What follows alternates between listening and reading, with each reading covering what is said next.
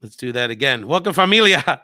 Good evening, familia. This is Jowell Collazo, and you're watching and listening to the Bomba Live Found in Translation simulcast. Thank you so much for joining us. Found in Translation, the talk show that talks truth about politics and today's hottest issues. And Bomba Live is the virtual Puerto Rico celebration where we celebrate the character, perseverance, and talents and opinions, in the case of tonight, of the Puerto Rican community. Again, this is Jowell Collazo. Thank you so much for joining us. Let me introduce my host for tonight's show, Democratic political analyst, un boricua de Aguada, Puerto Rico, babá, Abraham Amoros. Abraham, buenas noches, babá. Buenas noches, mi hermano. Gracias por invitarme en tu programa. And saludos to our live audience on Facebook, Instagram, YouTube, and Twitter, as well as our podcast audience on iTunes, Spotify, and all other audio digital platforms. And a special shout out goes out to our radio listeners on WPPM 106.5 in Philadelphia. Hashtag People Powered Media. Qué placer estar con ustedes esta noche. It is a pleasure to be with you, Abraham. And first of all, it's bad enough that your stinking Baltimore Orioles have been spanking my Phillies the last couple of days. You know, you can't spell Orioles without Rio. That's a good Royal reference for you. But I got to be reminded of it with all this orange. You know, I'm black. But it is also the Flyers colors. So yes. Go Fly Boys. That's the one sport that's doing decent. Please share this with your friends. We have a wonderful lineup coming up later on in just minutes. We have one of the top journalists in Puerto Rico covering ese fracaso with the Puerto Rican elections. Very important. Our Puerto Rican diaspora stay on top of this scourge, this attack on the democracy of Puerto Rico, and when unfortunately could be a preview to come in November for the mainland elections. So we're going to have the great journalist and political analyst from Directamente de Puerto Rico, Sandra Rodriguez-Cotto, join us in a few minutes. And later on the show, I'm going to show y'all how we get down, get it in. We got to have a Musica Urbano, urban Latino culture update. And who better than La Reina Dominicana de TikTok, Dionelli Reyes, y La Armonia, our official Musica Urbano correspondent. A lot going on in the urban Latino music world, brother. Jowell Y Randy, Mozart's beefing with Lápiz Consciente. I mean, there's a lot going on, brother. I know you have strong opinions on that, but you're so passionate about it, you can't be on that segment. But, of course, we have to talk about the big political news of the moment. Abe, I wanted to get your take, first of all, on the biggest news of the week, obviously, which is Vice President and Democratic presidential nominee Joe Biden nominating California Senator and former presidential candidate in her own right, Kamala Harris, to be his vice president nominee. So first of all, Abe, I got a lot of questions for you, but just give us your opening thoughts about how this impacts the race and your overall thoughts on the nomination. Senator Kamala Harris is going to be a terrific addition to this ticket, representing hope, representing change, representing the future. And while traditionally vice presidential candidates give a slight boost to the presidential candidate, especially in the first 2 weeks, this race is really about not just 2020, but in the future. A lot of little girls woke up the next day saying to their moms, I can do that. I could be that. A lot of African-American young ladies, a lot of Latinas, a lot of Asian Americans as well. This is a source of pride for our nation. It should be a source of pride for everybody, not just women of color, but for everybody, because it represents the necessary hope that we need right now. These are some of the most difficult times in American history. We've got the worst person ever to occupy the White House in navigating and leading us against a virus, against racial strife, against economic uncertainty. Against our post office, Abe. Yeah. I never thought I'd be living in the richest country in the world and the post office would be attacked. I mean, this is a civil war from within. That's right. Mano, you saw what he said today. He basically said, I don't want to give the USPS $25 billion because I know that's going to benefit the Democrats in terms of mail-in voting in the fall.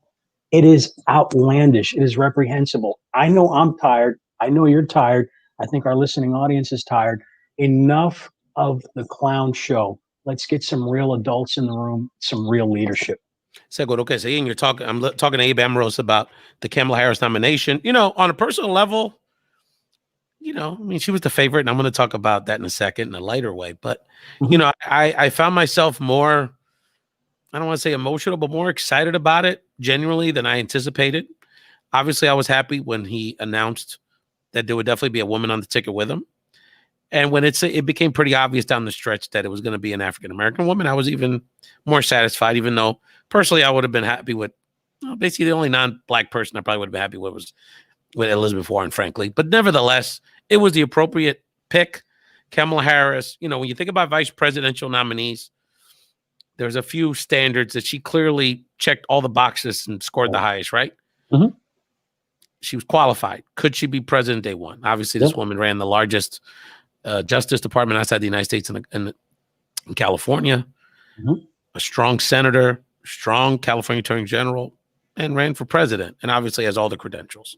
The second thing is this someone that sort of complements the top of the ticket? And I think particularly, not only demographically, being younger, but the way she can articulate an argument, as she showed about an hour from where you live in Wilmington, Delaware, Abe, yesterday, stating the case, the prosecutor's case against Donald Trump, better than, frankly, Joe can do on most days. Let's keep it real. Yeah, let's keep it real. And finally, you know, so you know, and someone that compliments him from a policy perspective. So once they get in office, who better to lead the ongoing, not only racial healing, but the cleaning up of our Justice Department we have to do, the cleaning up, you know, the implementation of some real policy that can address racial profiling and the systematic racism in our criminal justice system, and some of the domestic issues that Kamala Harris has expertise in, while Biden can focus on other things, particularly his expertise in foreign affairs and cleaning up our presence in the world. Right. And I then was really struck by why, you know, why it was a great decision, because of the reaction of Black women leadership and their particular enthusiasm to be acknowledged for the leadership and really being the backbone of the Democratic Party. For all those reasons, and obviously every little thing counts, right? Parents of immigrants, Caribeña, Papa de Jamaica, parece hispana. Let's keep it real. Very relatable physically to a lot of Latinos and Latinas. She's from the Bay Area, California. A lot of Latinos are really familiar with her. Got a lot of love for her in that part of the country. So there's a lot of things. Abe, do you think that, how much do you think she can help? I think the bottom line, you're looking at, you know, potentially a Black vote in the South, if it performs particularly high, could cause the blowout, right? Like the best case scenario, Florida, North Carolina, Georgia. But we're talking about 3 or 4 urban pockets: Philadelphia, Pittsburgh, Detroit, Milwaukee, Columbus, Ohio, Cleveland, Cincinnati, maybe.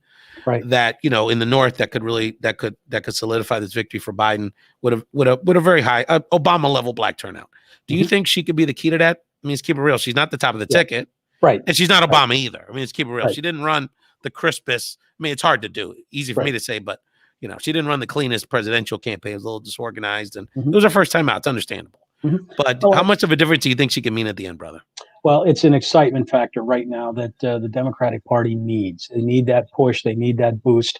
And the electorate is also excited about this nomination simply because of what she brings to the table. You talked about her pedigree. You talked about her education level. You talked about the fact that she was the Attorney General in the state of California. So she brings a lot of qualities to the table, and she's not afraid to mix it up with anybody. She made Brett Kavanaugh cry. All right, let's keep that real. She gonna whoop Pence. She's gonna make Pence tear. She's gonna work Pence like a rib. He is going to walk away. I like that. Also in tears. You know, he's going to be calling her mother when this debate is over with. She brings a lot of enthusiasm to the table. She brings a lot of cachet and a lot of credibility. Now, let's keep this in mind. Even though she was an unsuccessful primary candidate, so were many other vice presidential candidates. And, you know, they're already starting to throw stuff at her, Ralph.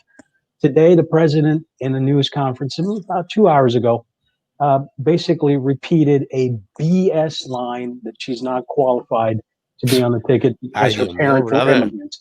Come on, man. His mom's an immigrant. Exactly. All his wives were immigrants. 2 of the 3 wives, all the wives, I think. But facts don't get in the way of a good, disgusting argument with Donald Trump. El hombre no tiene vergüenza, Stanford professors, her parents, bro. Stanford economic and science, respectively. Unbelievable. Right. We have to have a couple keep it real moments in this segment, brother. Yeah. So the first thing is we got to keep it real. You know this was going to be the pick for a long time. I knew it was going to be the pick for a long time. So I want to show a little bit of evidence that would preclude, that gives you a little insight as to how this was baked in the cake. Hold on. Abe, let me ask you a question, brother. Can you hear me, Abe? Yes. Okay, let me ask you a question, bro. When you see this picture, well, I mean, when Michelle Obama looks at this picture, do you think she thought there was a doubt? Nope. So Barack went to the house, and Michelle's like, "Oh, so who Joe gonna pick? Oh, let me guess." And he was like, "Oh no, brother." And Michelle, he's vetting 25 people. 25 people. There wasn't more than 4 people on the list. Let's keep it right. How you gonna pivot 20? Was Abe, were you vetted for the vice presidential nomination? 45 horse. Yeah. There was only 2 people that were really, 3. Warren Early, Susan Rice, yes. and then Campbell. I mean, everybody else, nice optics. It's good to give them a little shout out, but that was there's no really else that was in. I think on some level, Biden really wanted to do Susan Rice because I think that's he's the most comfortable with. But guess what happened? Yep. The kingmaker made the call, and it was the right call. Susan Rice, first of all, she's got a son that's a Trump supporter. That's bad optics. Benghazi's bad optics. She's boring as a stone. So, he picked the right person. We're talking to Abe Amoros here. We're going to talk in a minute to Sandra Rodriguez-Cotto about qué está pasando en Puerto Rico, ese fracaso con las elecciones. But the other thing we do want to talk about, a little preview of the Democratic National Convention here on Bomba Live. Next week, Abe, there will be a small delegation in the hundreds in Milwaukee. I would have been there. You probably would have been there. We all would have had a nice time in Milwaukee. But COVID happens. Yeah. And most of it will be basically online. It'll basically be like a Bomba Live. It'll be a series of virtual speeches on all platforms, and we'll do a watch party next Thursday and everything else. So I guess I have one question for you, and then I got to slap the DNC's hand. Vanessa's waiting for this, and I got to give Vanessa our scion for progressive what she wants, because I got to tell the truth on it. What are your expectations next week, Abe, for the DNC? What should people, and especially Latinos, what should they be listening for next week during the DNC? They should be listening for messages of inclusion, change. They should be listening for any reference that includes Puerto Rico as part of the United States. Well, that would be nice. It'd be nice to have Puerto Rican speakers. They have one, and they gave her 60 seconds, which I'm going to talk about in a second. Right. Now, just to preempt this discussion a little bit, I understand the frustration. I live the frustration. I have to bite my tongue because I want to come out with a bunch of expletives as to how we continue to be a voting bloc that gets consistently ignored on a daily basis. We have to push harder. Keeping it real, Vanessa. But we also have to make sure that we have a seat at the table. Because if we don't have a seat at the table and we're not in the room, then change is not going to take place. So we can be candid. We can speak passionately about our issues. But the bottom line is we have to win in the fall. If we don't win in the fall, then our issues are going to get zero play. If we have 4 more years of you and I will be in jail if we don't win in nightmare, the fall. Let's keep that real. Bro, we don't have a democracy if we don't win in the fall. I mean, I'm just, let's put it on the table, folks. All this chit chat. She was a prosecutor and Biden's hold. Let's keep it real. This is not even a discussion. We don't have, he's trying to destroy the post office. If you don't care about race and children, the border, or black people, if you don't care about none of that, or 160 people dying, 80% of Latinos know somebody that got sick. If you don't care about none of that, our democracy, our community is at stake here, period. Yeah. Our way of life is fundamentally under threat. Absolutely. Preach, brother. I hear you. So, Abe, this is the concern, bro. So the concern, I heard this from a lot of Latinos last couple of days, is keep it real. We're going to keep it 151 here on Found Translation Bomba Live. Hey, Kamala, we love her. Cualificada, we down with Kamala. But then we hear Biden talking about the next Supreme Court pick being a black female. That's been an issue with black women leadership for a decade, because Obama went over 2 on that one. Put a Puerto Rican in there, Sonia. So, we got that. I'm happy with that. We're happy with that, right? And they were too. But, you can understand the frustration. So the question Latinos tell me is, well, look, that's nice. Hey, we're down with Kamala, and this ain't to say but what are we going to see when we don't see, obviously, we don't get that spot. Understandable. There wasn't really a Latina in particular that was, that had that kind of profile. Let's be honest about it. But we're not seeing in either the Latino agenda, which was good. I'd put it at a B plus A minus. The Latino agenda he laid out had some good platforms. Very little in Puerto Rico. Let's be honest about that. And then we see a list, Abe, of 35 speakers for the DNC, and only 3 Latinos, actually 3 Latinas. There's no guys. And and the most prominent Latino politician in the country, Alexandria Ocasio-Cortez, el único boricua, literally gets 60 seconds. Mm-hmm. So, you know, we're feeling a certain way about that, Abe. So I will say this, fam, to y'all, and this is when you got to get your notebooks out here. Apuntate. You got to write down these little notes because 6 months later, I'm going to be like, Coño, Rafi told me that on Bomba Live. Is that there's been a lot of discussions. I want people to know that amongst the Latino leadership community nationally, there's a lot of discussions around this. So I want you to know, adentro, Abe talked about quedando callado, that Biden's hearing it, especially from Puerto Ricans on the highest levels, because they're falling short here so far on it. Getting better. They're hiring people and all that. So they're getting better. But secondly, that a lot of the other leadership roles, thinking about the cabinet next time around, you know, who could be potentially the head of Health and Human Services, going to be a critical role to get us out of COVID and deal with the racial inequities. Who could be the next attorney general? Going to be a critical role for people of color to deal with these issues. Who could be HUD? I mean, critical position. Who could be the person that takes Kamala Harris's place in the U.S. Senate in the largest Latino state in the country, California, which has never had a Latino senator? That's right. And you know what, Ralph? I'm glad you brought that up, because the Secretary of State in California, Alex Padilla, happens to be a very good friend of the governor of California. I would say the smart money would be him to replace Harris, Senator Harris. But you also have to understand, nobody's going to want to talk about that right now. They don't want to put the cart before the horse. So let's get them to win on November 3rd, and then we can have these discussions. But if I'm a betting man, I think that the governor appoints Alex Padilla, because that is a significant voting bloc. He's from Southern California. It gives the state of California some He looks great well. in a suit, doesn't it? I mean, God, what a tall, handsome guy, Alex. Yeah, no, he looks the part. He's very qualified. Some would say that was kind of part of the deal why he didn't run against Gavin Newsom. And then, you know, we've got a California Attorney General, Javier Becerra, who would be a former in-house leadership, would be a fabulous attorney general, hypothetically. So I know our people are frustrated. They're anxious. They should be. Particularly, I'm concerned on the policy stuff. You know, Medicare for All didn't make the platform. So there's a lot of battles we have. But I want people to understand that there is mobilization happening. And I encourage people, especially my Boricuas and Latino leaders in Florida and the East Coast, the Pennsylvanians. I know our friends in Pennsylvania are doing a great job mobilizing. We have to continue to hold this administration accountable. We have to put in the same way we're putting these names for, and I need a Puerto Rican in that cabinet too, bro, like Nydia Velázquez for SBA or somebody of that ilk, right? We need to put the Jones Act on the table. I'm going to keep saying this, Biden people, until you address it. Every week on the show, I need the Jones Act on the table, and I need the elimination and the timeline for the elimination of the Promesa Board on the table. Right. As well as these other issues that we have to deal with our community. You're listening to our political analyst, Democratic strategist, Abe Amoros, and Baltimore super fan. He's living in his element. He's having his the orange and black are back, boy. And we're going to talk a second about Puerto Rico. But before we get to our very special guest, Sandra Rodriguez-Cotto, to talk about Fracaso in Puerto Rico, we're going to listen to a group that appeared on Bomba Live a few weeks ago. A group, what great guys these guys are. They're a group called La Palcha, que se llama La Palcha de Salinas, Puerto Rico, a town many of my cousins grew up in.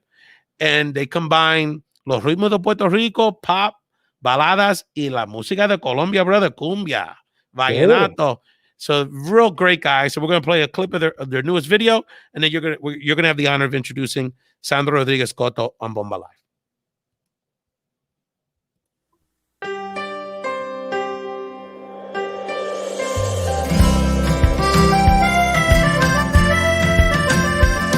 Hay amores que no pasan de una noche, aparecen y se pierden como gotas en el mar.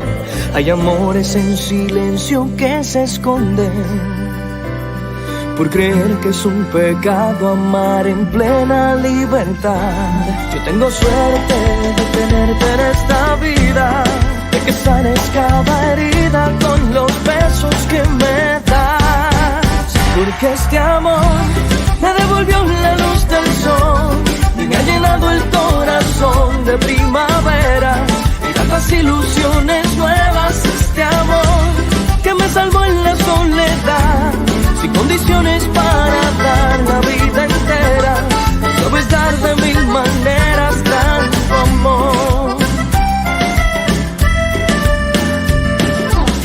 De mil maneras voy a adorarte.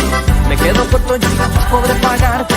estaba perdido y me encontraste con esa luz de tus ojitos al mirarme. Ya no quiero a nadie más, este amor que tú me das me basta para vivir. Por eso te quiero decir que este amor me devolvió la luz del sol y me ha llenado el corazón de primavera y tantas ilusiones nuevas. Este amor que me salvó en la soledad, sin condiciones para dar la vida entera. Sabes dar de mil maneras tanto amor.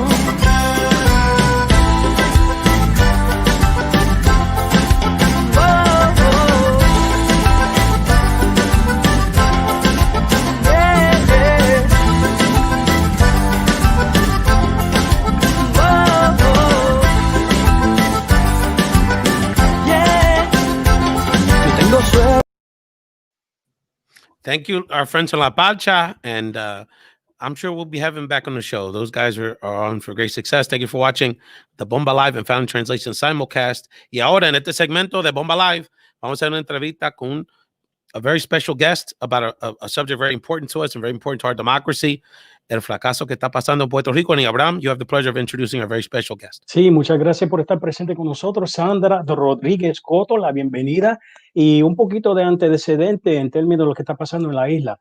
El Estado Libre Asociado de Puerto Rico tiene 78 municipios. La semana pasada ocurrió la elección de la primaria y hubo un fracaso, fíjate, porque hay 110 precintos en Puerto Rico y lamentablemente 40% de esos precintos no recibieron las papeletas. Entonces tuvieron que cancelar la elección. Fueron un montón de demandas que ocurrieron y la Corte Suprema de Puerto Rico decidió detener el resto de la elección este fin de semana. Así que queremos hablar con Sandra para saber lo que pasó. Y bienvenida, Sandra Rodriguez-Cotto, y gracias por estar con nosotros esta noche. Y vamos a empezar contigo. ¿Qué pasó la semana pasada y qué va a suceder este fin de semana? Gracias por la invitación. Es un honor para mí estar con ustedes aquí. ¿Qué pasó? El resultado del caos que vive Puerto Rico, los recortes que ha impuesto la Junta de Control Fiscal bajo la ley promesa y también el hecho de que se ha nombrado mucha gente que no tiene experiencia, que responden a los intereses partidistas, no necesariamente a los intereses del pueblo, y cada uno en sus intereses, gente sin experiencia. Hicieron una enmienda, una reforma electoral 4 meses antes de las elecciones y todo ha sucedido a la misma vez. La gente que tenía experiencia la sacaron de la Comisión Estatal de Elecciones. Y aquí ha habido pues mucha polémica, mucho lío. Desde el principio hubo señalamientos, por lo menos en la primaria. Hubo 2 primarias, la primaria del Partido Nuevo Progresista y la primaria del Partido Popular Democrático. Así que desde el principio hubo confrontación, hubo problemas desde el voto adelantado a los presos y el voto, lo que le llaman los encamados, la gente que no se puede levantar. Así que hay mucha dificultad. El tribunal determinó que se va a hacer este próximo fin de semana nuevamente, que se supone que los votos que se emitieron no se van a contar, pero no se va a decir hasta las 4 de la tarde de este del domingo. Y por lo menos ahí se le garantiza el voto a los que emitieron el voto, pero uno no sabe cuál fue la custodia, cómo se custodió ese material, porque desde el primer momento había gente tomándole fotografías a las boletas, a las mismas papeletas, lo ponía en las redes sociales, lo mandaba por WhatsApp. O sea que hay mucha controversia en cuanto a esto. Y yo creo que lo más importante es que fíjate que los jueces del Supremo hacen unas declaraciones bien específicamente la presidenta del tribunal, muy fuertes en contra de los comisionados electorales del Partido Popular y del Partido Nuevo Progresista, y poco falta para decirle inepto al presidente de la comisión. Pero entonces les deja a ellos tomar las decisiones de lo que va a pasar el domingo. ¿En qué estamos? Pues estamos en las mismas. Es una pena. Se había hablado de una posibilidad de que se extendieran las elecciones, se aplazaran, o sea, to postpone the elections for later on in the year, pero la gente no, eso sí que causaría polémicas. Así que yo creo que hay muchas cosas. La renuncia inmediata del presidente de la Comisión Estatal de Elecciones, que dijo que se iba a ir y después dijo que no sabe cuánto. procesamientos criminales que podría haber en contra incluso de los dos presidentes de los partidos, Partido Popular y Partido Nuevo Progresista. Sí. ¿Por qué?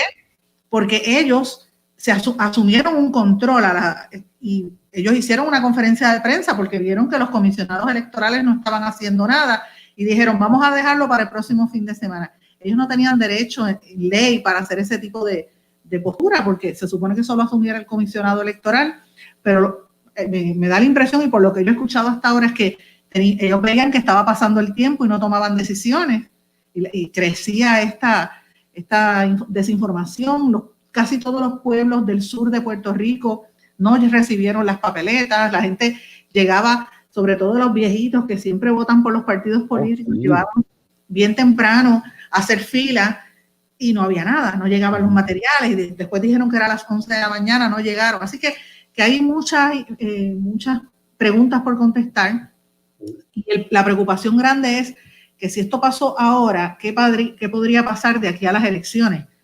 Es un proceso más grande, es más complejo porque hay más partidos políticos también. Así que yo creo que hubo una serie de casos que se plantearon. La ACLU demandó el Partido Popular, dos candidatos del Partido Popular, el candidato del Partido Nuevo Progresista, la gobernadora también. Así que yo creo que el tribunal trató de hacer una decisión salomónica, pero todavía quedan las interrogantes. Los critica, pero son ellos los que tienen que estar administrando el proceso. Bueno, me imagino también que los candidatos deben estar muy frustrados con el proceso y lo que sucedió la semana pasada. ¿Qué están hablando ellos? ¿De quién están hablando en este momento sobre las elecciones? Mira, lo que pasa es que estas elecciones han sido bien diferentes. En estas elecciones no ha habido campaña, porque estamos en el COVID. Sí. La campaña ha venido a comenzar realmente la última semana, por lo menos en la televisión. Tú no oyes las caravanas como antes. Esto ha venido los últimos días, realmente porque la gente estaba encerrada. Tú no ves espacios en los medios de comunicación, en los canales de televisión, a los partidos nuevos, a los partidos minoritarios, prácticamente no los ves. Siempre está el rojo y el azul. A veces el verde, el independentista, pero Victoria Ciudadana. Hay un candidato independiente a la gobernación. Hay el Partido Dignidad, que es un partido conservador, de muchos religiosos, tampoco está allá afuera. O sea que no ha habido la exposición que uno hubiese esperado o que hubiese sido tradicional en unas elecciones, precisamente por la contienda. Quien más se exponía era la gobernadora, porque hacía las conferencias de prensa de COVID, y un poco la alcaldesa de San Juan. Pero las encuestas desde el principio decía que esto estaba muy reñido, por lo menos en el Partido Popular, bien reñido entre el alcalde de Isabela y el expresidente del Senado, el senador Eduardo Batia. Más o menos un mes y medio antes, yo tuve acceso a tres encuestas distintas que los ponían a la par y ya ponían al alcalde de Isabela al frente. Después vi un cambio y Batia subió, pero eso ha ido variando. Obviamente, en estas primarias, la gente piensa que como el alcalde de Isabela es un pueblo pequeño fuera de San Juan, pues la gente, tú sabes que en Puerto Rico hay prejuicio. Dicen los de la isla, como si no fuese San Juan, como si Puerto Rico no fuera una isla. Sí. Pues yo creo que ha habido una sorpresa, hay un poco de desgaste. Ven al alcalde de Isabela como una persona distinta, aunque él ha estado en el Partido Popular por años, fue vicepresidente, pero lo ven como alguien distinto al establishment. Hay un gran sector que lo ve así, pero a la misma vez hay un sector que no lo reconoce porque él no ha sido consistente en postura. Él dijo que creía que él no era soberanista, después dijo que sí lo era, ha estado cambiando de posiciones, además de que administrar un municipio como Isabela es más, el presupuesto de Isabela es como 10 veces menor que la agencia más pequeña del gobierno. O sea, le hablan que él tiene experiencia administrativa, pero realmente no es comparable con una agencia. Por ejemplo, el Departamento de Educación es como 90 veces más grande el presupuesto que el de Isabela. Así que aproximadamente. Entonces, Batia estaba muy cercano. Aparentemente, en las elecciones del sábado, Batia iba al frente, o ellos pensaban que iba al frente, y la situación cambió. Así que no te sé decir cuál de los dos va a ganar. Todo tiende a indicar que el de Isabela podría dar la sorpresa. En el PNP, yo no tengo la menor duda que va a ganar Pedro Pierluisi. No va a ganar la gobernadora.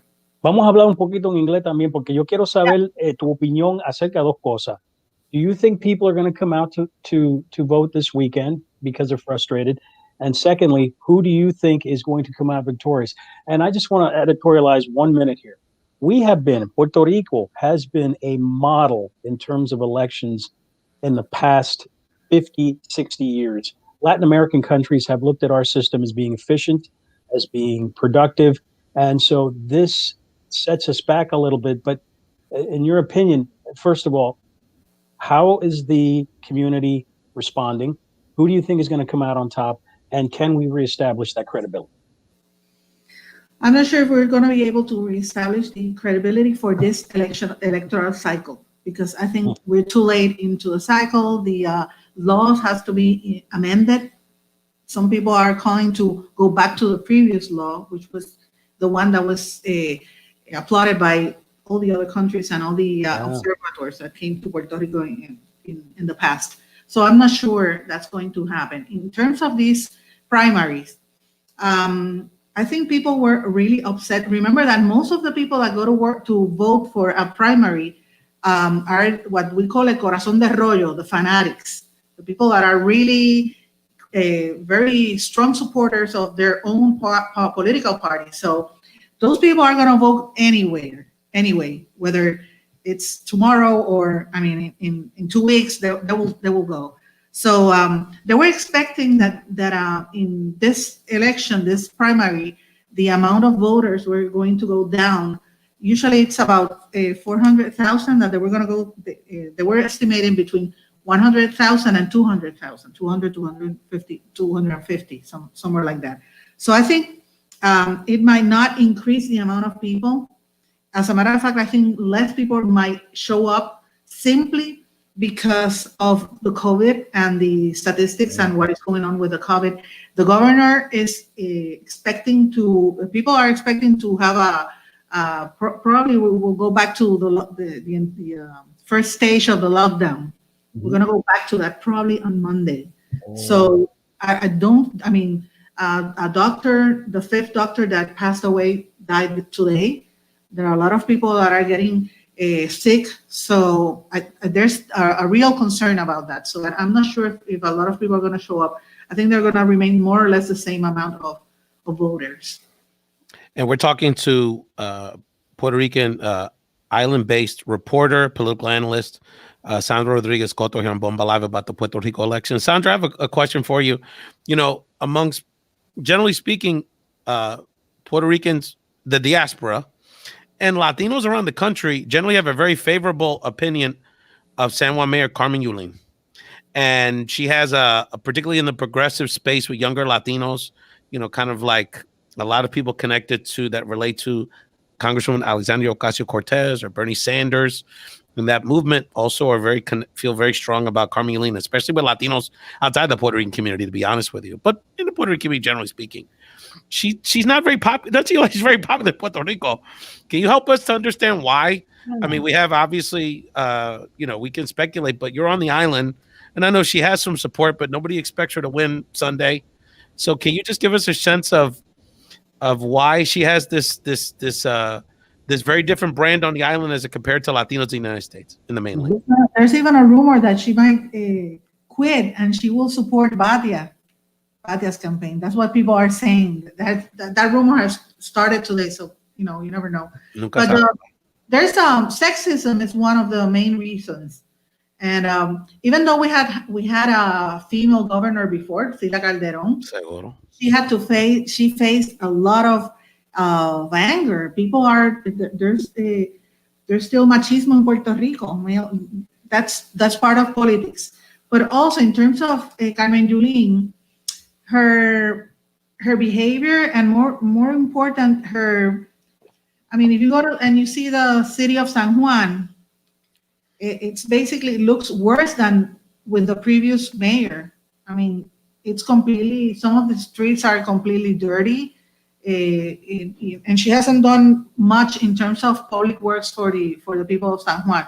And also the employees in the San Juan municipality are really, they see that her administrative style, she's very tough, and people don't like that. here in Puerto Rico. Mm. So I think Where have we heard that before about women candidate political figures? Yeah. Pero sabes qué? In terms of her, I think people recognize when, and a lot of people get to know her in the States when she went after Trump and she criticized Trump after the hurricane, which was, you know, it was true that what she said was very important. Nobody in the government was doing. When she was defending the public, our governor was basically, you know, following president and allowed the president to throw us a paper towel at us. But then you see what's going on in San Juan and what happens in San Juan, and when you see the way the city looks, it's really, there are some areas in San Juan, which is the capital city, that looks completely destroyed, and that's the sole responsibility of the mayor. So she has not been a good mayor in that regard, and that's why people don't like her.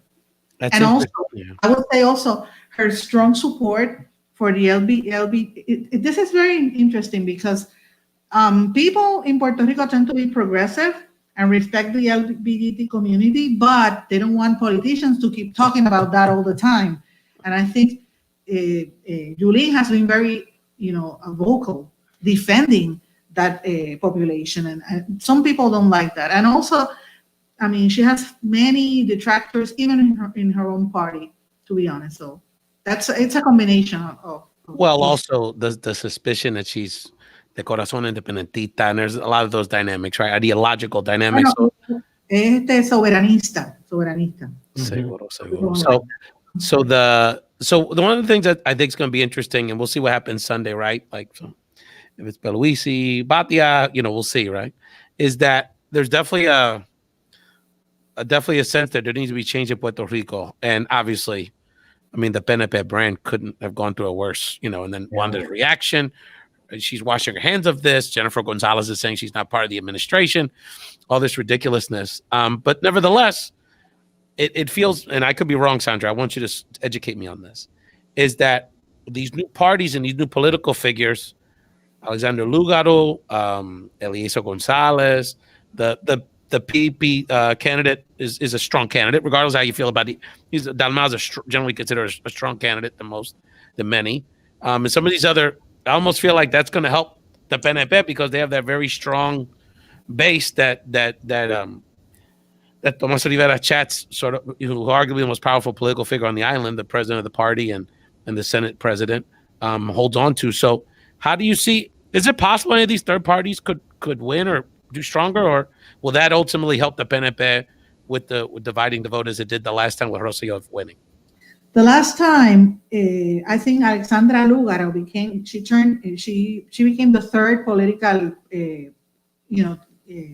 elected official, or not elected, but she got into third position, and basically she affected all the parties, particularly the Popular Democratic Party, because they lost for, you know, Rosselló won for less than 2% of the entire vote, so votes were divided. I don't think that's going to happen this time because of our previous experience. Yet there's a silence within voters, and we haven't seen that many surveys and polls published by the local newspapers that like they used to do in regular campaign trails. So I don't think that has to do with that. But also, if you ask me, I will say people are, I don't know. We have to think what happened during last summer, the protests of summer of 2019. People from different parties were completely upset with the governor, and I think that's gonna continue. And we're gonna see some surprises during the elections. Yet I don't think they're at the end of when they go to the ballot, they might think if I give my vote to an alternative party, that might divide what happened. It's all going to depend on who are going to win the primaries. ¿Y cuál es su predicción para este fin de semana? Huepa la Lola, that's what I want to hear. Come on, Sandra. Bueno, yo te puedo decir, es que todavía creo que para el Partido Popular, Charlie Delgado tiene muchas posibilidades. Seguro. Tiene muchas posibilidades, pero no sabemos, porque Batia apela a un sector de los estadistas y a muchos populares que pueden decir, espérate, Charlie o Batia, ¿sabes? Todavía es muy cercano. Te digo, con el PNP creo que Wanda Vázquez no va a ganar porque hay mucho descontento con lo que ha pasado con el gobierno. O sea, no estoy segura con el Partido Popular. Estoy de acuerdo. Con el Partido Popular, por más que digan, porque han salido algunas cosas de Charlie Delgado que se alega que tiene vínculos con Elías Sánchez y algunos miembros del grupo del chat de Rosselló. Entonces, yo no sé si es cierto, pero eso es una alegación, un comentario que está en la calle de los últimos días. Así que no sé qué va a pasar en torno a eso. Hay que ver cómo va a salir, pero yo no creo que la gente se vaya a activar para este fin de semana más de lo que se pensaba para el anterior. Sandra, ¿qué es un mensaje? We have a lot of Puerto Ricans watching from the diaspora de Florida, Tampa, obviamente toda parte de Florida. Abe and I, we're up here in Pennsylvania, the Northeast, New York, all over the country, all over the world. I got cousins que están en Japón watching in the military. ¿Qué es un mensaje a la diáspora de parte de que está pasando en Puerto Rico? I mean, obviously, besides the elections, o terremoto, I mean, the earthquakes are still happening, the crisis económica, la pandemia. What should we be understand about, and how can we support what's happening in Puerto Rico con la familia nosotros que tenemos en la isla? Tienen que estar pendientes, tienen que llamar, tienen que estar pendientes. Nosotros, fíjate, y esto es un mensaje que quiero dar, por muchos años la gente en Puerto Rico no estaba pendiente a la diáspora, por años se fomentaba la separación entre Puerto Rico y Estados Unidos, y le decían los New Yorkers, aunque vivieran en Pensilvania, pero eso ha ido variando. Hay más puertorriqueños fuera de la isla que en la isla, así que es importante que entendamos que el pueblo puertorriqueño, tú eres puertorriqueño donde quiera que estés, y se demostró durante el huracán María el rol tan importante que tiene la diáspora en apoyarnos, en entendernos, en tratar de resolver nuestras situaciones. Yo creo que el futuro de Puerto Rico necesita de la diáspora, necesita de los puertorriqueños que están afuera para ayudarnos a levantarnos de lo que estamos pasando. Puerto Rico está pasando por momentos muy difíciles. Créeme que no es fácil estar aquí. Nosotros llevamos más de 10 años de una depresión económica, tenemos una junta de control fiscal, hemos tenido el huracán María, todavía hay personas con toldos azules en las casas destruidas, tuvimos terremotos, hemos tenido sequía, hemos tenido ahora la pandemia, muchas situaciones. Así que, y seguimos de pie. Seguimos de pie porque tenemos esperanza dentro de todo. Así que yo creo que la diáspora nos ha ayudado. Muchos puertorriqueños nos hemos tenido que ir, otros han vuelto. Eso es parte de nuestra situación. Lo importante va a ser cuál va a ser la postura del gobierno de los Estados Unidos con Puerto Rico y qué va a pasar en un futuro. La relación política, esas decisiones yo todavía no sé, pero por lo pronto hay que mantener una relación, hay que estar aquí, hay que comunicarse, nosotros tenemos que ser parte de la diáspora. Lo que está pasando ahora with Black Lives Matter y todo este movimiento racial es importante, nosotros tenemos que insertarnos ahí, nosotros tenemos que participar junto con lo que están haciendo los African Americans. Recuerda que parte de la historia del African American Experience was based on the research done by a Puerto Rican. No sé si lo sabes, Arturo Alfonso Schomburg. Seguro. El padre the father of Black history in this country was a Black Puerto Rican. That's right. Arturo Schomburg.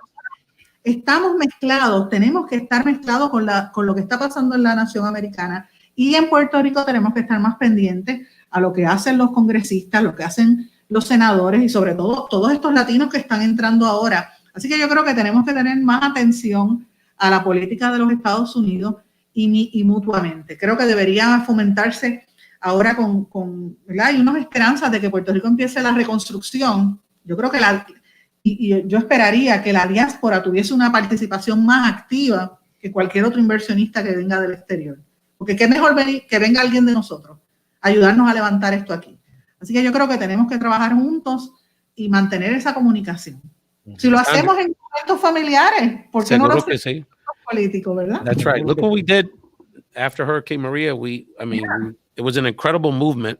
And Sandra, you have our commitment here on Bomba Live. First of all, Sandra, we'd love you to be our regular correspondent about Puerto Rican issues, because we need voices like you to teach the diaspora and Latinos around the country. A lot of things that have come out of watching this show, our Latino friends around the country, especially on the West Coast, los mexicanos y los hispanos from California, they might know one or two Puerto Ricans, and they see the celebrities, but they don't really know Puerto Ricans. And so our intellectualism and our philosophies and our struggles. So this is a way to teach our Latino brothers and sisters about the totality of our issues. And you're teaching the Puerto Ricans que están aquí a lot of the things we need to know. So thank you so much.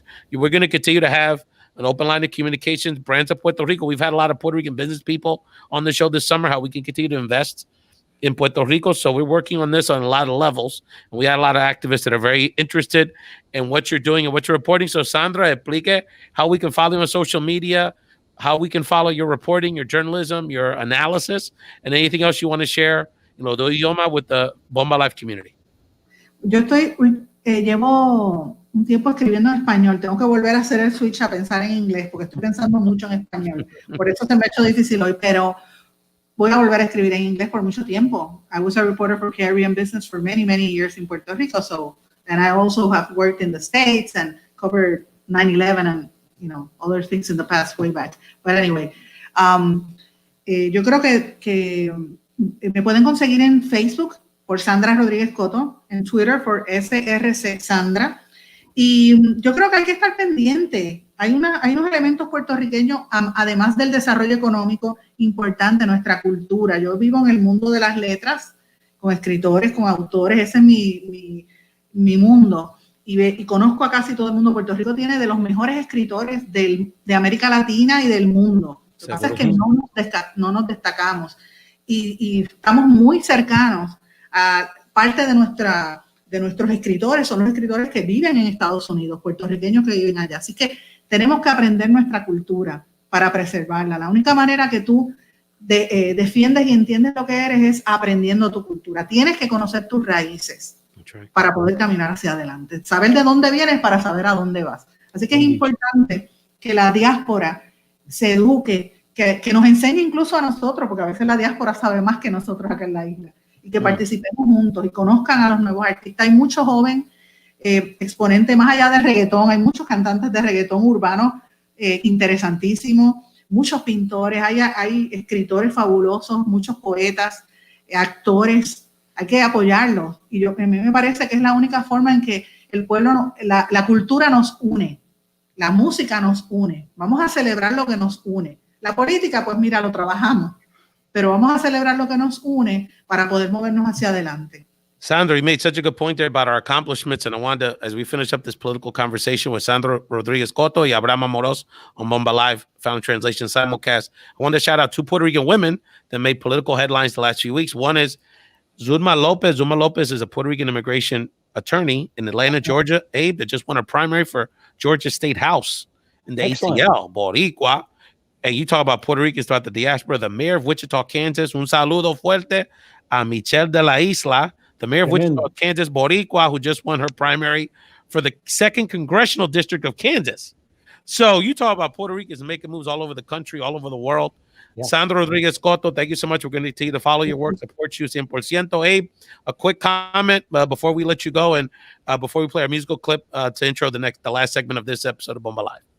It is important that we all organize, mobilize, and get out to vote on November 3rd. Make your voice count. Take away any excuses for them not including us. Seguro que sí. En un mensaje a nuestra congresista, el único boricua that's going to speak at the DNC, Congresswoman Alexandria Ocasio-Cortez. If you take 90 seconds, what are they going to say? So do your thing, girl. So, Sandra, gracias, mija. Abraham, we're going to play a clip from a performance from last week's episode, Ladies' Night episode with Dannery, the singer Dannery in Boricua from New Jersey, a wonderful singer and activist. And then we're going to have Dionelli and La Armonia talk a little bit about El Perreo and some of the Musica urbano headlines here on Bomba Live. Thank you so much. Oh, yeah, oh, yeah, oh, yeah.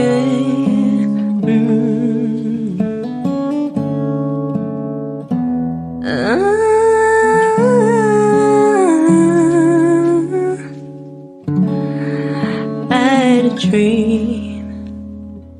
I got everything I wanted. Now what you think? honest, it might have been a nightmare to anyone who might care. Thought I could fly, so I stepped off the golden. Nobody cried, nobody even noticed. I saw them standing right there. Kinda thought they might care. I had a dream, I got everything I wanted, but when I wake up I see you with me. And you say, as long as I'm here, no one can hurt you. Don't wanna lay here, but you can learn to. If I could change the way they see yourself, you wouldn't wonder why you're here. They don't deserve you. I tried to scream, but my head was underwater.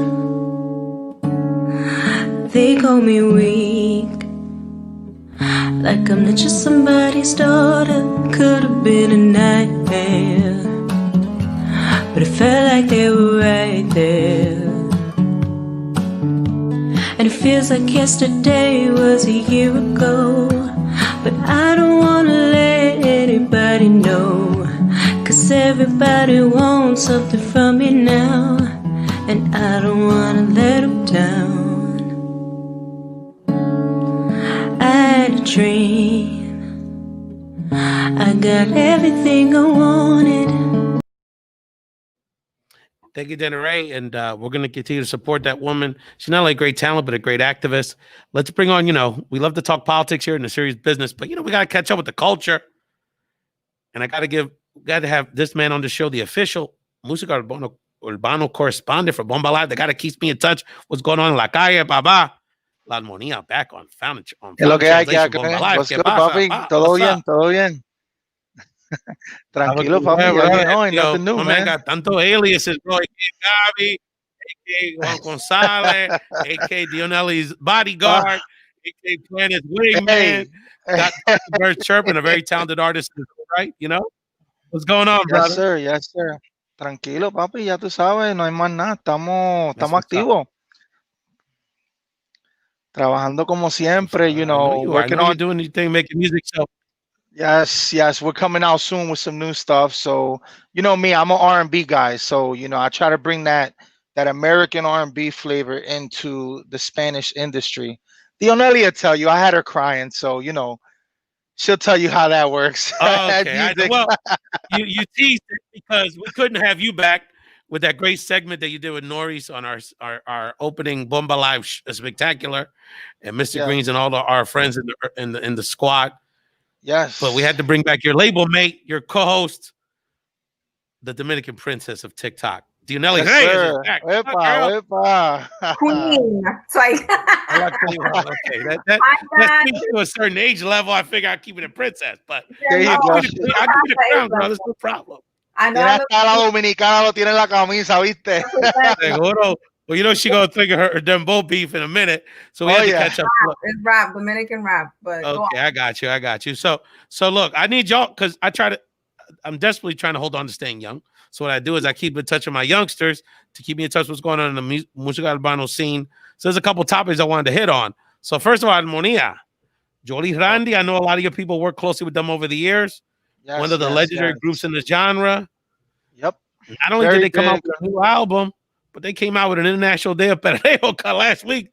So tell us about their new album, Viva El Perreo, and why it's so important for the culture. So we're important. I'm going to tell you why it's so important. So we're going back to Perreo de Marquesina. Esta es la música de nosotros. En esto nosotros exploramos el mundo. So cuando tiene que ver con perreo, pues nosotros estamos marcados. Es un sello que nunca se va a ir. So with them, I'll leave it like this. So Bad Bunny opened that door again, you know, because obviously, you know, giving it to, you know, my Dominican people, you know, we kind of stepped back. We went into the trap, and then, you know, the Dominicans started going in with the dembow and all that. Bad Bunny Cream, he grabbed it. He said, hold up, let me get this back, brought it back in.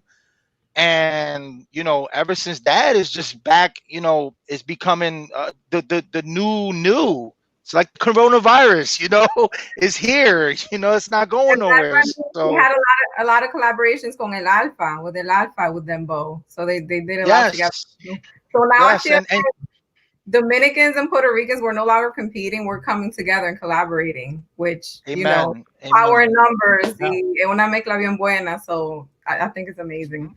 Yeah, this word has a very powerful connotation to the culture, to our language.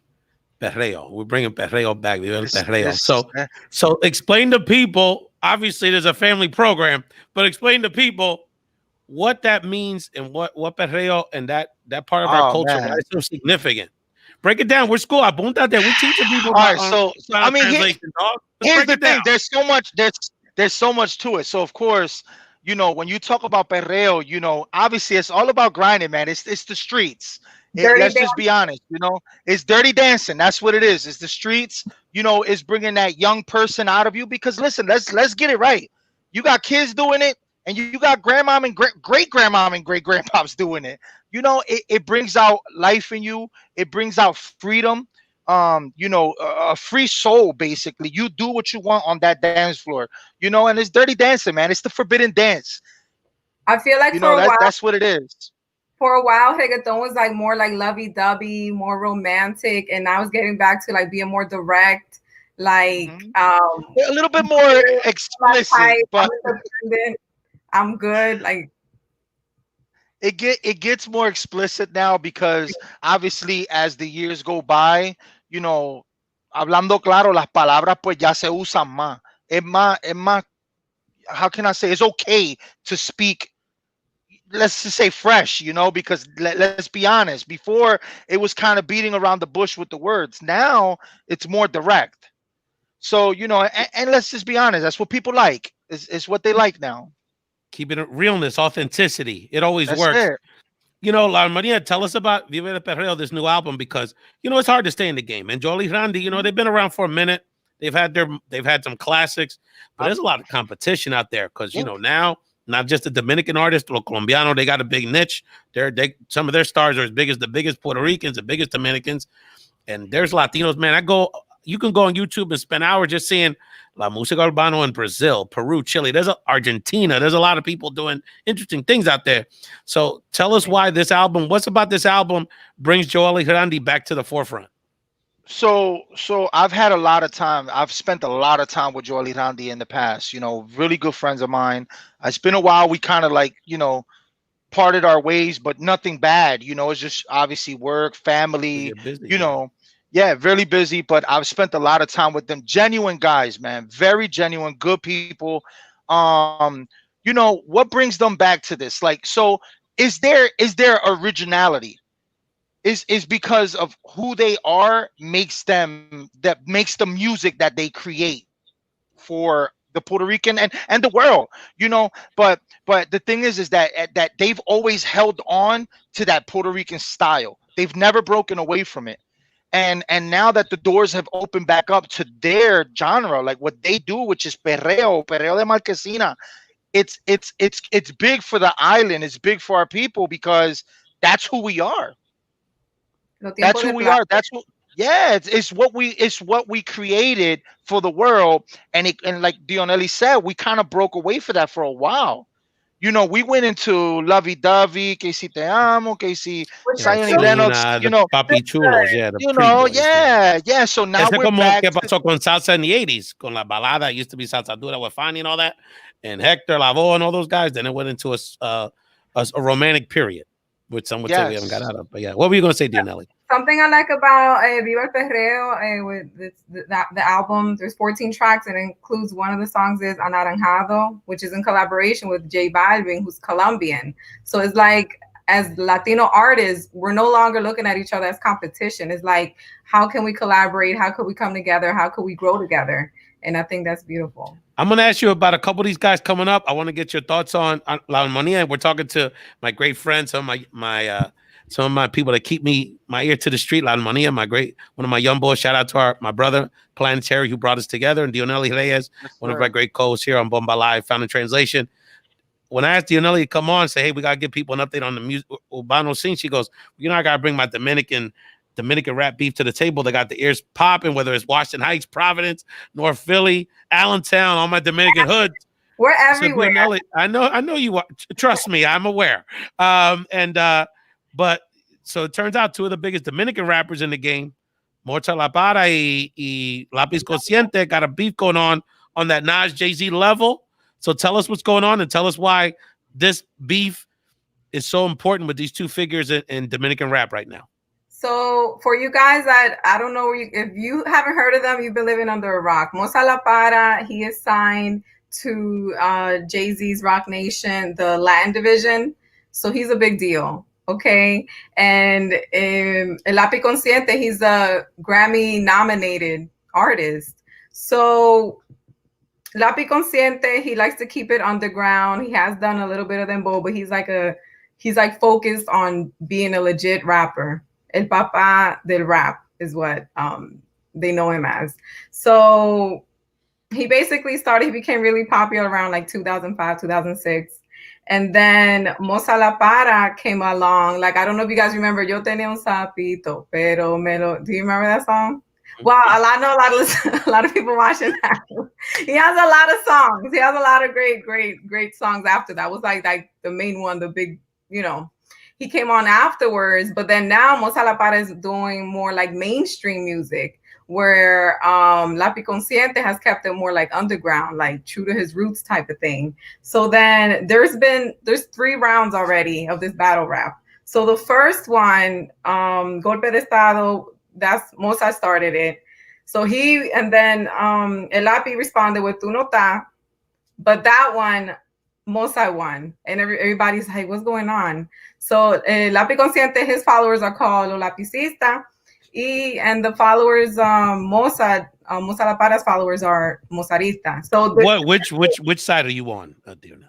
Come to find out, I am Lapisita. I thought for a while that I was Mozarista until. So wait, let me explain when I realized this. So then the second round came, and then Game Over was Mocha's part, and then Nueve Dia was El Lápiz part. So that second round, on that part, Mocha won again, and I was kind of feeling bad. And then I was just like, we should just call it a truce. Like, what's going on? Like, everybody's like, what's going on with Lápiz? We want to see old school Lápiz. Like, what's happening? So then Mocha came back again with El Papa de Lápiz, and he got personal. So there, like before, he was just telling Lápiz, like, you still haven't been international, like nobody really knows you. And then Lápiz was basically saying like, oh, well, you're fake now, you're a clown, you're just doing mainstream music now, blah, blah, blah. Like, it was all like, la, da, da, whatever.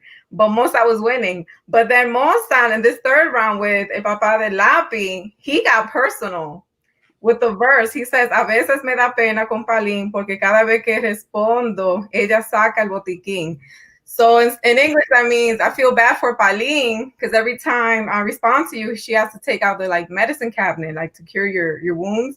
Palín is his grandmother. His grandmother raised him. Like, that's deep. That is heavy. That's deep. Armonia, what you think about this battle, brother? Do you agree with the I mean, so I'll tell you the response. So I've listened to a little bit of it. See, I was under the impression, because of what Mozart was saying, he was saying that El Lápiz was the one that started getting personal first. And that's why he kind of went into getting personal with him. He's like the only, from the interview I watched on it, he said something about like, yo, the only reason why he thinks he's gonna beat me is because now he's getting disrespectful. Oh yeah, after Lápiz's response to that Pauline situation where he mentioned him, then Lápiz like barrió con él, like lo mató. Like even the music video that Lapi had for him, which is It's the one at called the cemetery. yeah, the one in the cemetery. Yeah. That one, El Descanso Eterno, that one is where he like killed him. Like everybody just went crazy. That's when I realized like, oh my God, he's back. Resucitó. El Lapi's back. Like I got so excited. I'm like, let me find out on Lapicita this time. Like I remember back in the day, Lapis. I mean, I used to listen to him, and I'm trying to remember who was he coming at, but he's always kind of been in the battle rap thing. yeah. You know, and I think it was with El Alfa, if I'm right. It might have been Alfa, it might have been somebody else, but I know he had a big battle with somebody. Like I'm talking maybe 10 years ago. MSC is always trying to battle somebody. Throughout like Right. Dominican urban music, like rappers, like El Lapi is like if not the best, one of the best. So if you want to like tirarle a alguien, tú le tira to the best. Of course. But he knows who to respond to. You know what I mean? So the one what burned him, Moza, was when El Lapi said, un hombre que le ofendieron a su hija y no hizo nada. Because he's trying to say, like, tú eres el papá del papá.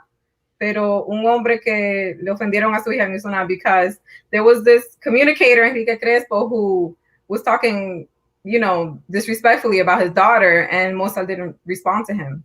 And then he also said, lo besaron de princesa y sigue siendo rana. So rana is like that you're like trash, basically. Like, right, the and words, like his ex-wife, and then supposedly Mozart had an affair, and then he left his wife for the one he's with now. So he's getting really personal. And then he said, tu ex mujer se busca más que tú, hay que decirlo. He also said, un verdadero papá no desbarata su familia. Like, it's just like a bunch of stuff. It's getting really personal. It's the end of the third round. I think it should just end here. I think so too. It just starts getting too personal, then other people get involved. That's where it gets bad, you know, because let's just face it, when it's tiraera and when it's stuff like that, you got friends and your friends got friends, and it starts getting personal. People DR small, dog. It's the same 3 or 4 spots people are partying at in Santo Domingo, in Puerto Plata, and before you know it, you run into each other. That's when things can pop off we don't want to have. No. Versus Bosarita, they have a really strong following, and each have very loyal following. Oh yeah. So we don't want to get Yankees, Red Sox, polarized the country. You know what I'm saying? Yeah, so no doubt. It'd be great if they just end it there. You know, okay. And more Dionelli, I think Dionelli, you should be the peacemaker. I think you should reach out to them. We could do it here. We could have a breaking of bread here and grab some Brugal and cigars. And ya se acabó, right? Seguro que sí, we can do it together on Bomba Live. Ganó los primeros 2 rounds y al final vino el Lapi y knocked him out. But like, come on, Jai, that's enough. How many rounds is it gonna go? Yeah, exactly. No, I agree. We're talking to Dionelli Reyes and La Armonia about the Musica Urbano scene here on Bomba Live. Let's give a Dominican woman a little love. La Armonia, since we have Dionelli here, the Dominican queen of Bomba Live and TikTok and Instagram and, you know, so many titles. La Armonia is not the biggest female in the game. I think she is, right? Nati is, well, right now. So you have, I'm saying today. Today. Not historically. So if we're gonna go platform completely, yes. Okay. Now Dionelli, I have to do this. I have to do it. I'm gonna take credit. Puerto Rico got to take some credit for that. Of course, we got to take some credit for that because we have adopted her. Even in Puerto Rico, ¿verdad? She lives in Yes. Listen, let's be honest. She's married to Rafi Pina. I mean, that's so obvious, isn't it? Isn't Rafi have Dominican now too? I don't know. I think Rafi's pure Puerto Rican now. Yeah, I think it's that. Maybe Pina. Look it up, bro. When you ask her, so how are you and Rafi Pina? Are you guys together? You know, it's a yes or no answer. She gives like this 15-minute answer. They're very private about their relationship. They're very private about it. Yeah. But I will say she is right now. You have a lot of girls that are coming up. I mean, you got Catalina. She's Puerto Rican. She's popping. She is popping. You know, you got a lot of people coming up, even in La República, a lot of Dominican girls that are coming up right now, you know. But if I had to say across the platform, if there's one female that's definitely the most one that's popping, is definitely going to be Nati. And the thing is why I tell my Dominicans that, look, you know, all these guys we're talking about, these Dominican rappers, you know, they all got their niches. But when you go West Coast, you talk to the Latinos out West, Nati's the biggest Dominican by far. You know, that's who people know. That's the most mainstream person You know, so got to give love to Nati Natasha. Dionelli, we need to get Nati on the show. And the That would be the bad. three of us need to break bread with the queen, the other queen. No, the Happy Piña, I'd have to prepare for weeks for that interview. That would be that's a bucket list moment, bro. Dímelo, prima, venga al programa. Exacto, exacto. Ahí sí que le sale la de los dominicanas. Exacto. Armonia, give me another either a song coming out or an artist you're keeping your eye on in the scene, bro. Artist that I'm keeping my eye on. Besides myself, of course. It's definitely going to be Norris, man. Norris got a lot of great things that's happening right now. You know, he's been in the scene for a long time, kind of like myself, set back for a little bit. But Norris just been with all the greats, man. I mean, we singing Yandel, Sione Lennox. He's got music out with Lennox. You know, Jowell Y Randy. Obviously, Mr. Green's my guy. You know, that's my brother. Same as Norris is my brother. You know, but he's got a lot of stuff coming out right now. He just dropped another song called Un Ratito Más. He's got Anomalia coming out, I believe, in a month, which is the whole album. So definitely, if you guys are out there, look for Norris online. He's on YouTube, Spotify, on everything. Definitely drop in and check out his music because the guy's definitely he's hitting hard right now. No, and it's hard because there's so much competition out there. Oh, yeah. And it's like you said, it's about all the platforms. Your music got to be tight, your social media, you gotta get fans. And Norris is good at this. I see with his IG lives and stuff. You got to get fans, all of you. You know, you got to give them a lot of time and a lot of insight about your career. Dionelli, tell people about your new show, Aprendiz Live, which you have on Sundays. Let people know about it and how we can support all your platforms and your new show. Thank you. Well, you could see my show on my Facebook page. Transmitimos en vivo, is in Spanish. Aprendiz Live is focused on, it's like filosofía moderna, like modern philosophy, where I know a lot of people wish they could attain the wisdom that comes from reading certain books, but they don't really like to read, or they don't really like to read by themselves. So what we do is we have a book, like we take one book at a time, and we do a few shows with that book, and we read we read through the book and we pause and we reflect, and then you could leave your comment about your thoughts about that part or la reflexión tuya, and we share it on the show. So you're part of the show. It's international. I do the show with my friend Miguel. He's in Dominican Republic, so it's just amazing. This came out because of the whole quarantine and the pandemic, so it's a great time to think. Like, we gotta look at the silver lining in every situation. You're sitting at home, you're having more time at home away from, you can't go to the club, you can't really go to restaurants that much, you're at home. It's a great time to reflect, to read, and just to think. So that's what the show's about. But Aprendiz Live, we transmitimos en vivo on Sundays at 10 a.m. Eastern Standard Time on my Facebook page, Dionelli etc. You could also see it on YouTube, Dionelli etc.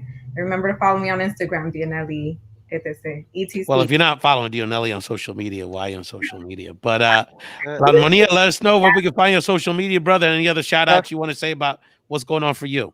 Yes, definitely La Armonia with double A at the end, all together. And just got a lot of new music that's going to be coming out within the month. I'm working with a lot of people, Mr. Greens, of course, Norris. And, we got a lot of good, not all slow. Dionelli will tell you who she's heard. Let me tell you, he made me cry. Like, you need to warn people. I know, guys got skills. Because he sent me this. You're not the Musica Urbano correspondent for nothing. He's a very talented. He just sent me the link. I think it was a link or something. You sent it to me, and I'm like, oh my God, wait, I have to stop it. I'm like, my eyes, like, I'm crying. Everything is amazing. You're so. Well, I met him. You're super mega talented. Like, when the music moves you, it's great music.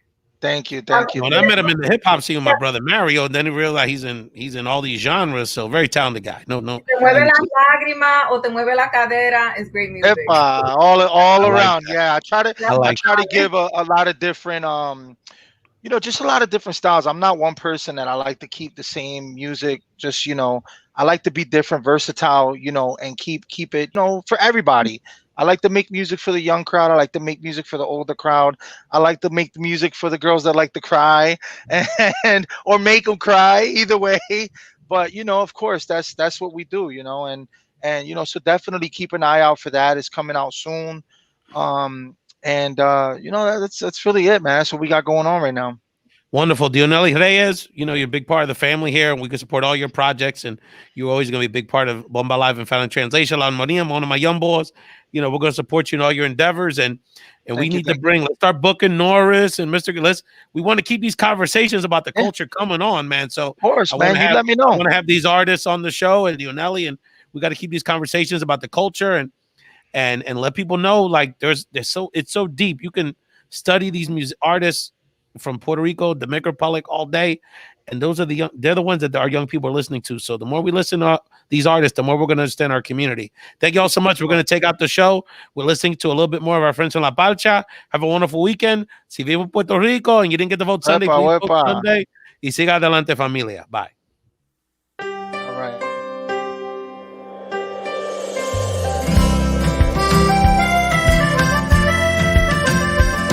Hay amores que no pasan de una noche, aparecen y se pierden como gotas en el mar. Hay amores en silencio que se esconden por creer que es un pecado amar en plena libertad. Yo tengo suerte de tenerte en esta vida, de que sanes cada herida con los besos que me das. Porque este amor me devolvió la luz del sol y me ha llenado el corazón de primavera y tantas ilusiones nuevas. Este amor que me salvó en la soledad, sin condiciones para dar la vida entera. Sabes dar de mil maneras tanto amor. De mil maneras voy a adorarte. Me quedo corto, yo jamás podré pagarte. Estaba perdido y me encontraste con esa luz de tus ojitos al mirarme. Ya no quiero a nadie más. Este amor que tú me das me basta para vivir. Por eso te quiero decir que este amor me devolvió la luz del sol y me ha llenado el corazón de primavera y tantas ilusiones nuevas. Este amor que me salvó en la soledad, sin condiciones para dar la vida entera. Sabes dar de mil maneras tanto amor.